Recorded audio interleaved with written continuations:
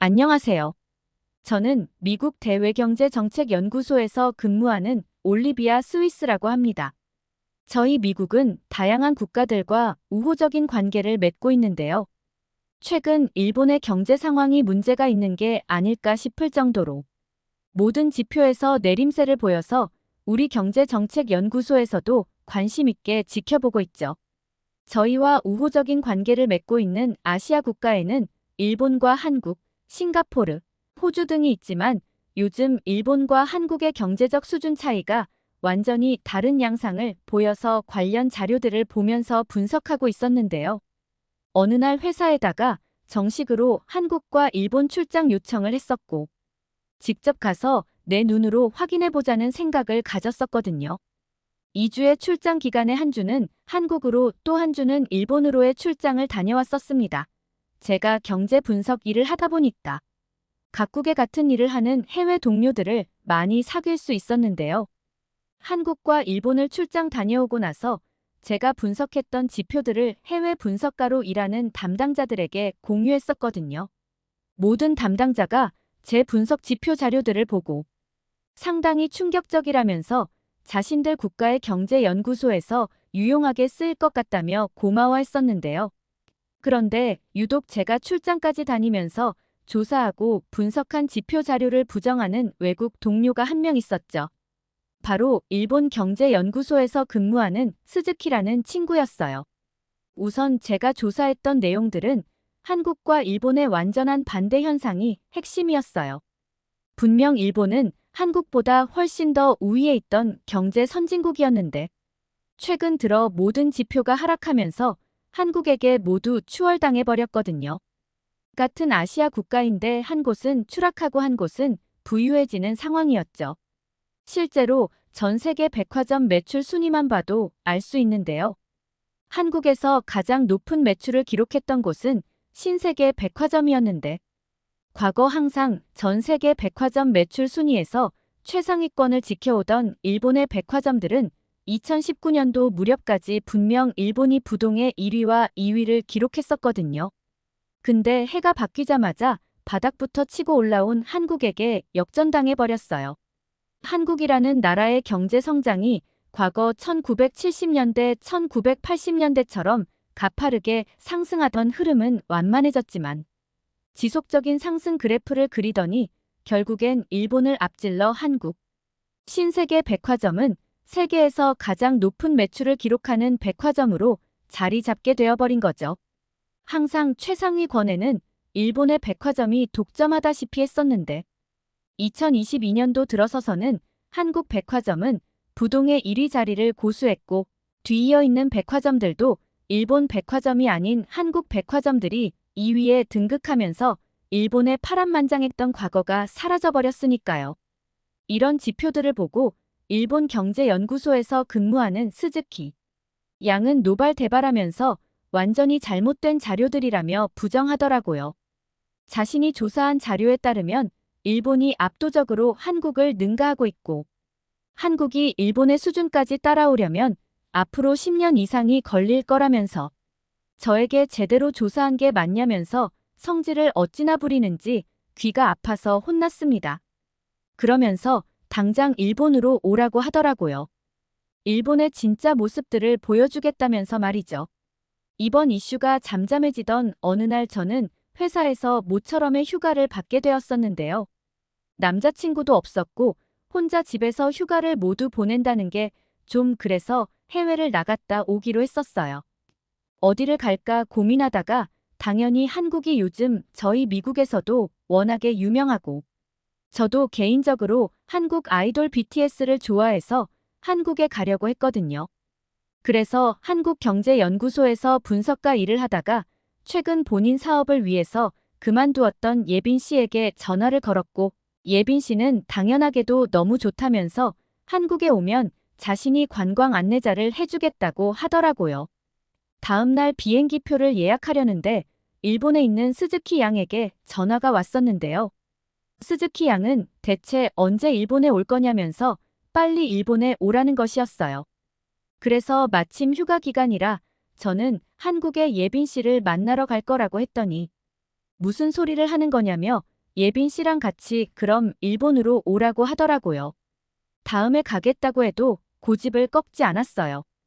어쩔 수 없이 이 상황을 예빈 씨에게 이야기했고 예빈 씨는 웃으면서 알겠다고 하더니 그럼 각자 일본 공항에서 만나자고 약속을 잡았습니다.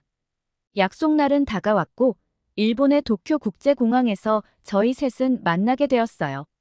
미국인, 한국인, 일본인 이렇게 세 개 국가의 아가씨들이 일본에서 뭉치게 된 거죠. 그런데 저희는 스즈키 양을 보고 깜짝 놀랄 수밖에 없었는데요. 일본에서 만난 스즈키 양은 발에 깁스를 하고 있었기 때문이었어요.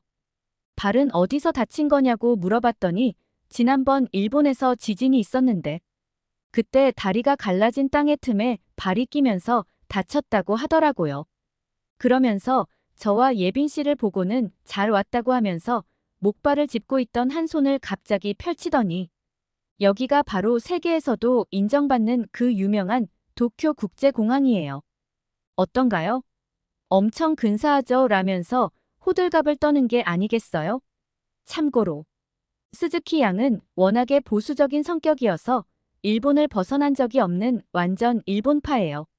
그런 스즈키 양을 보고 저는 속으로 정말 너무 한심해서 한숨이 절로 나왔었는데요. 그럴 만도 한 게 분명 얼마 전에 한국과 일본을 모두 다녀왔던 터라. 이미 한국이 어느 정도 수준인지 일본이 어느 정도 수준인지 알 만큼 알아서였죠. 그걸 모를 리 없을 텐데 저렇게 느닷없이 허세를 부리니 꼴 보기 싫더라고요. 제 눈에 보이는 일본 도쿄 공항은 한국의 인천국제공항에 비교하면 한참 수준이 떨어진다고 생각하고 있었거든요. 근데 옆에서 그 모습을 지켜보던 예빈 씨는 스즈키 양의 그런 모습에 이렇게 이야기하는 거예요. 정말 스즈키 양 말대로 멋진 공항이에요. 분명 예빈 씨는 자신들의 인천공항이 훨씬 더 웅장하고 수준이 압도적이라는 걸 알 텐데 스즈키 양이 기분 나쁠까봐 세심하게 배려하려고 하는 모습이 보이더라고요. 저희는 배도 고프고 해서 밥을 먹으러 공항 밖으로 나가 도쿄 시내로 갔었는데요. 스즈키는 일본 도쿄에서 인기 있는 가정식을 먹으러 가자고 했었고 그렇게 도착한 식당에서 돈부리라는 음식을 먹게 되었는데요. 돼지고기를 양념된 밥 위에 올려서 먹는 음식이었는데 나름 나쁘지 않고 맛있더라고요. 양도 괜찮았고요. 식사를 마치고 계산하려고 하는데 식사비를 보고 옆에 있던 예빈 씨가 깜짝 놀라더라고요. 저희가 먹은 식사비는 1인당 620엔이었는데 미국 돈으로 4달러 정도였고 한국 돈으로는 200원 정도 됐었어요. 놀라던 예빈 씨를 보고 스즈키가 왜 놀라냐면서 너무 맛있어서 그런 거냐며 또 허세를 부리는 게 아니겠어요? 예빈 씨는 식사 비용이 생각보다 너무 저렴해서 놀랐다고 하더라고요. 한국에서는 1인당 식사비가 평균 1만 원은 지출해야 하는데 거의 한국의 60% 수준으로 일본의 식사비가 낮았던 거예요. 당연하게도 저는 그 원인을 알고 있었거든요. 경제협력개발기구 OECD의 자료들을 보면 한국의 경우 경제가 지속적으로 상승하면서 최근 20년 동안 국민의 인건비가 약 60% 정도 올랐지만 일본은 20년 동안 오히려 마이너스 10%가 감소했거든요. 소득 수준이 20년이 지나도 계속 제자리고 오히려 마이너스를 기록하다 보니 이런 현상이 나타난 건데요. 세계에서 손꼽히는 경제대국이라고 불렸던 일본은 정말 가난해지고 있어요. 옆에서 그 이야기를 했더니 스즈키 양은 무슨 말도 안 되는 소리를 하는 거냐면서 또 화를 내더라고요. 아니 이건 내가 조사한 게 아니라 경제협력개발기구 OECD가 발표한 자료들에 명시되어 있는 거라고 했더니 다 잘못된 거라면서 일본은 유통 절차를 단순화하고 마진율을 줄여 국민에게 저렴한 식사비를 제공하기 위한 캠페인을 하고 있어서 그런 거지 절대 소득 수준이 떨어져서가 아니라면서 목에 핏대까지 세웠어요. 하지만 이건 분명한 사실이었어요. 실제로 일본의 물가 수준은 동남아시아권의 베트남이나 필리핀과 같은 수준으로 떨어지고 있는 게 사실이니까요. 그에 반해서 한국은 예빈 씨가 함께 와서가 아니라 확실히 반대로 한국은 경제적으로도 점점 발전되고 있음이 체감되는데요. 난생 처음 들어보는 외진 국가를 가더라도 한국이라는 국가를 모두 알 정도고, 특히나 한국의 여권 힘은 어느 국가를 가더라도 복잡하고 번거로운 입국 심사를 받을 필요 없이 한 번에 곧바로 통과되고 있을 정도로 전 세계적으로 손꼽히는 힘을 가지고 있으니까요. 이런 상황이 돼버리니까 아무래도 자존심이 완전히 구겨져서 저렇게 더 스즈키 양이 난리를 피우는 게 아닌가 싶었네요. 유엔 무역개발회의에서 유일하게 아시아에서 선진국 그룹에 속해 있던 것이 일본이었는데, 개발도상국이었던 한국이 선진국 그룹으로 변경되면서 더 일본이 한국에 대한 시기와 질투가 심해진 것 같았어요. 사실 개발도상국에서 선진국 그룹으로 변경된 국가는 전 세계적으로 역사상 한국이 처음이었습니다. 그래서 스즈키 양에게 더 이상 일본 안에서 우물안 개구리처럼 눈을 가리고 있지 말고 현실을 직시했으면 좋겠다면서 조언해 주었는데요. 아무리 말로 해도 듣지 않으려고 해서 전 한국에 가자고 제안했었어요. 일본에서 일본 TV나 인터넷에서 주구장창 보여주는 한국의 허름한 모습만 봤을 테니 더 그랬을 거란 생각에서였고, 스즈키 양에게 한국에 가자고 말했더니 처음엔 당황하면서 이 좋은 일본을 놔두고 그런 가난한 나라에 자신이 뭐하러 가서 돈을 쓰고 오냐면서 싫다고 하더라고요. 다리에 깁스도 해서 불편하기도 하다며 말이죠. 옆에 있던 예빈 씨가 스즈키 양의 손을 잡더니 한국에 가면 자신이 멋진 곳을 자주 보여주겠다며 가자고 설득하더라고요. 그래서 저희 3명은 일본을 떠나 한국을 찾아가게 되었어요. 도쿄에서 2시간 만에 저희는 한국에 도착할 수 있었는데, 공항에 도착했을 때의 당시 스즈키 양 표정을 지금도 기억해요. 이티처럼 고개를 쭉 빼고는 완전히 정신을 잃은 사람처럼 입을 다물지 못하고 있었기 때문이었죠. 제가 그 모습을 보고 스즈키 양에게 왜 그러냐면서 실제로 보니까 도쿄 공항이랑 인천 공항이랑 어디가 더 좋아 보여요? 라고 했던 질문에도 거의 정신이 반이 나간 사람처럼 믿지 못하겠는지 주변을 두리번거리면서 연신 놀라기만 하더라고요. 그러더니 정신을 차렸는지 이런 말을 하더라고요. 아이고, 돈도 없는 나라가 그러더니 절 보고는 대체 이 공항 지으려고 한국이 미국에 돈을 얼마를 빌렸어요? 하고 묻는 거 있죠? 너무 당황스러워서 글쎄요 하고는 답변조차 하지 않았습니다. 한국의 공항은 언제 다시 봐도 정말 웅장함이 예술인 것 같다고 생각합니다. 세계 각국에서 한국을 찾아온 수없이 많은 다채로운 해외 사람들과 최첨단화로 무장된 현대화된 시설들은 누가 봐도 감탄을 자아내게 할 정도이고, 세계 어느 국가의 공항과 비교해도 압도적이라는 생각까지 들 정도니까요. 저희는 한국 공항 앞의 한 카페에서 커피를 마시면서 어디를 갈지에 대한 이야기를 나누고 있었는데요. 그때 갑자기 스즈키 양이 다리가 이상한 것 같다며 울부짖기 시작했었어요. 그 소리에 너무 놀라 치마를 올려보았고, 지진으로 인해서 다쳤다던 스즈키 양의 다리가 대체 무슨 이유 때문인지는 몰라도 엄청나게 부은 상태로 붕대에 압박당하고 있었죠. 저는 이 상황이 너무 당황스러워서 어떻게 해야 하나 하면서 어쩌지도 못하고 있었는데요. 주변을 아무리 살펴봐도 주위에 병원이라고 할 만한 시설은 전혀 보이지 않아서 의료 지원을 받을 만한 곳이 없었어요. 저와 예빈 씨는 퉁퉁 부어오른 수지희 양의 다리를 보고 일단 다리를 압박하고 있는 저 깁스를 빼야 할 것 같다고 생각했는데요. 깁스가 다리에 너무 강하게 고정되어 있어서 여자들인 저와 예빈 씨의 힘으론 깁스를 빼는 게 어려웠어요. 그런데 바로 그때 한국인 카페 직원이 저희에게 다가와서 보더니 어딘가로 전화를 하더라고요. 그러더니 예빈 씨에게 뭐라고 이야기를 전달하는 것 같았어요. 한국인 직원이 말하기를 여기 카페 근처 지하도에 가면 된다고 했다고 하더라고요. 하지만 통증을 호소하고 있는 스즈키 양이 걸을 수 있는 상태가 아니어서 저는 스즈키 양을 둘러매고 카페 직원이 이야기했다는 지하도로 예빈 씨와 함께 내려가기 시작했는데요. 제가 아무리 미국인이라지만 등에 업은 스즈키 양이 너무 무거웠었고, 그러다 보니 지하로 내려가면서 대체 지하에 가면 뭐가 있다고 이 계단을 내려가야 하는 건가라는 생각이 들더라고요. 앞서가던 예빈 씨한테 지하에 아무것도 없을 것 같다고 괜히 힘만 빼고 있는 게 아니냐면서 물었는데요. 하지만 예빈 씨는 카페 직원이 아픈 사람을 두고 거짓말할 리가 없다면서 계속 가보자고 하더라고요. 저는 다리에 힘이 풀려서 죽는 줄 알았어요. 예빈 씨가 뒤에서 스즈키 양의 엉덩이를 받쳐 올려주려고 안간힘을 썼지만 역부족이었고 결국 저는 스즈키 양을 땅에 떨어뜨리고 말았는데요. 그런데 그때였어요. 저희의 모습을 보게 되었던 50대 후반에서 60대 초반 정도로 보이는 중년 남성분이 다가와서는 자신의 등에 업게 하라면서 스즈키 양을 도와준 건데요. 그 모습이 얼마나 친절하고 감사했던지 한국에서 웬 영웅이 갑자기 등장한 줄 알았다니까요.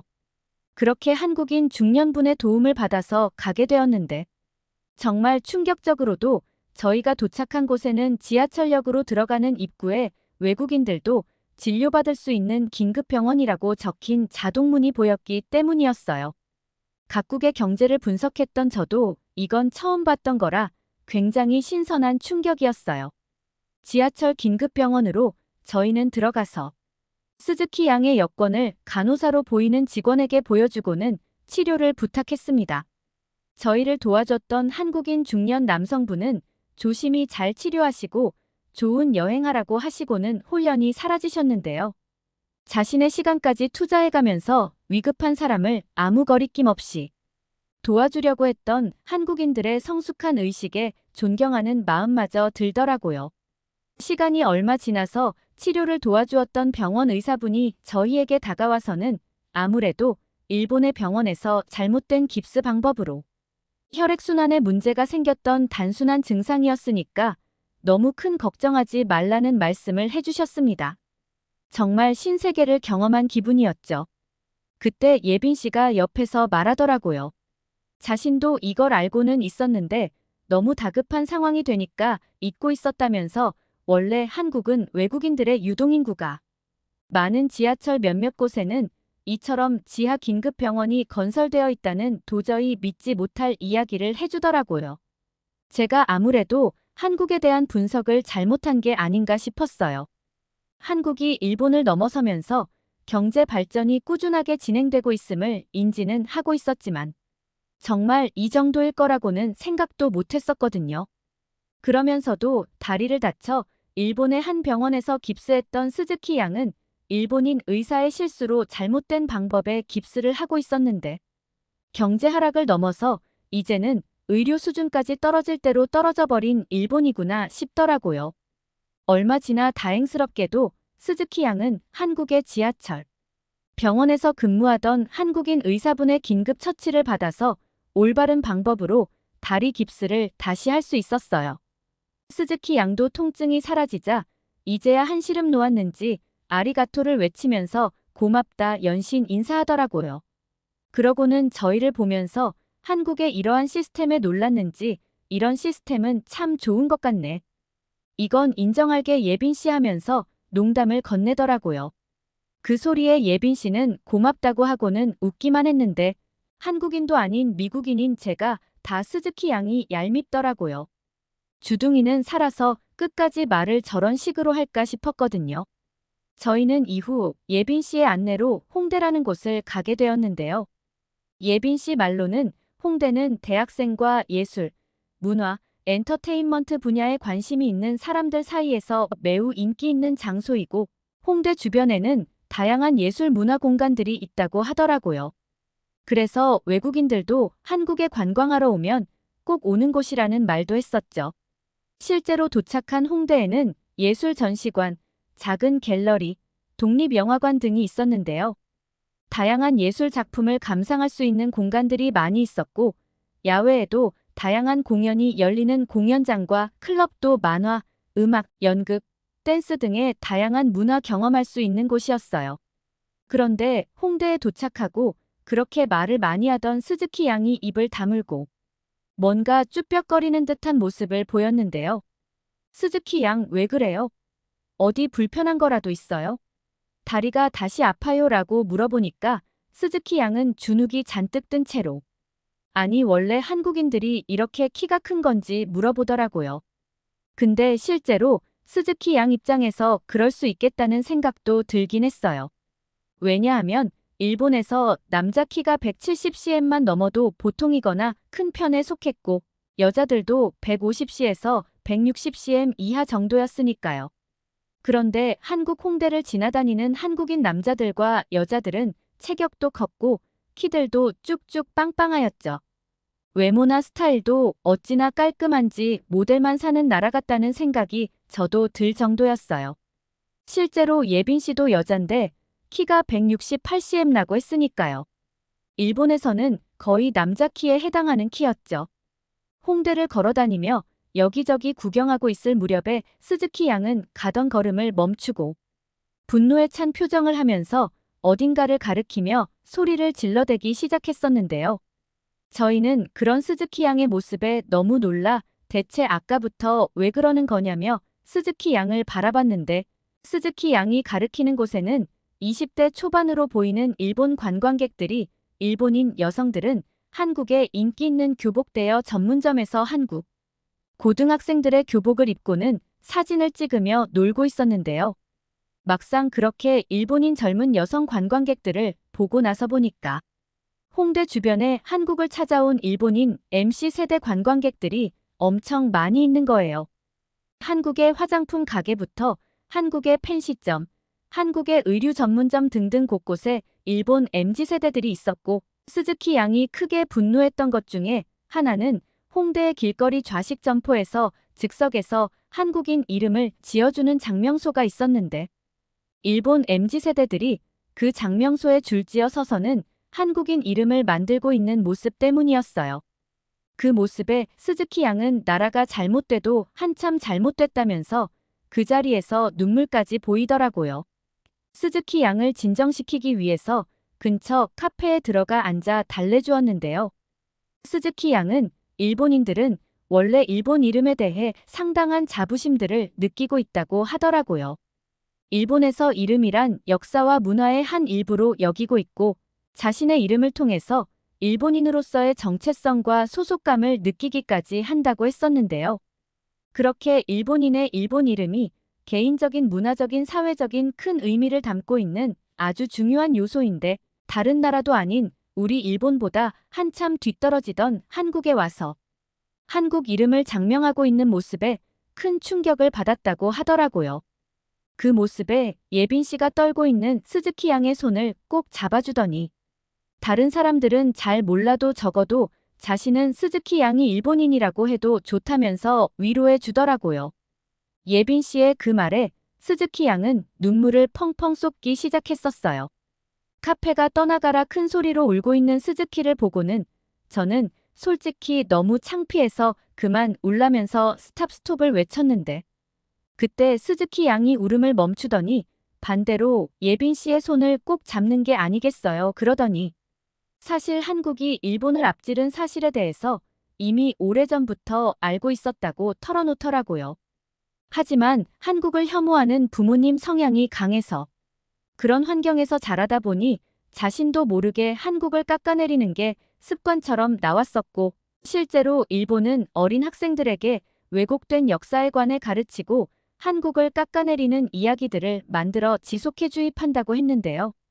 하지만 요즘 일본은 젊은 MZ 세대들이 넷플릭스나 다양한 온라인 콘텐츠와 인터넷 문화의 발달로 인해서 진실을 일본의 어른들이 만들어 놓은 교육 자료가 아닌 온라인 콘텐츠를 보고 사실을 기반한 내용들을 습득하다 보니 예전처럼 한국을 혐오하거나 하는 풍토 자체가 일본 MZ 세대에게서는 찾아보기 힘들다고 하더라고요.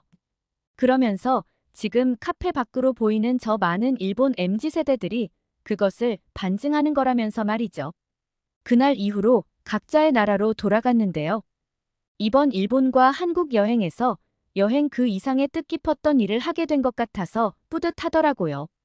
지금 스즈키 양은 예전엔 그렇게 경제 분석 지표들을 부정했던 모습은 모두 사라지고 오히려 스즈키 양 스스로가 현실을 반영한 참된 지표들을 만들고 공유하고 있을 정도니까 정말 괜찮은 여행이 아니었나 싶어요.